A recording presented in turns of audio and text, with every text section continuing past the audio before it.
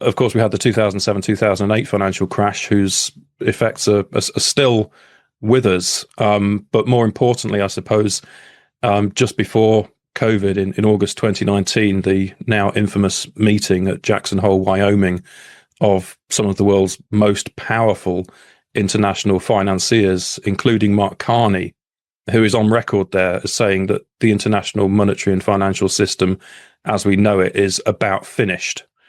When they are making pronouncements like that in their own meetings, you know that there is something very, very serious going on.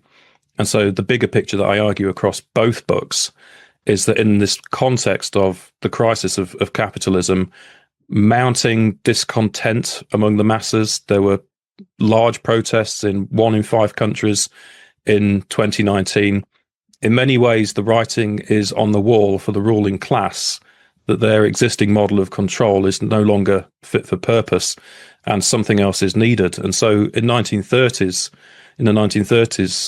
we saw the rise of totalitarianism. And I think that taught the ruling class many, many lessons in terms of what can and cannot be done in terms of social control and how to achieve it. And I think that they have spent decades mulling these things over and working out how to implement them again, without being caught out before it's too late.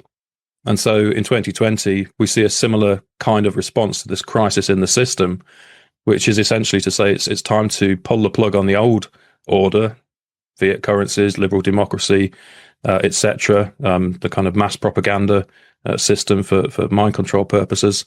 All of that is still kind of functional, but its efficacy is waning.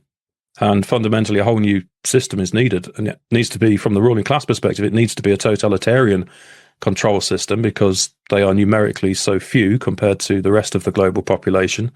And it needs to be rooted in technological superiority, hence the technocracy. But in both eras, it's fundamentally the same class logic, a resort to methods of totalitarian control, which are the most severe and the most brutal ways of keeping the international working classes in check, so that the ruling classes may maintain their position and need not fear revolution.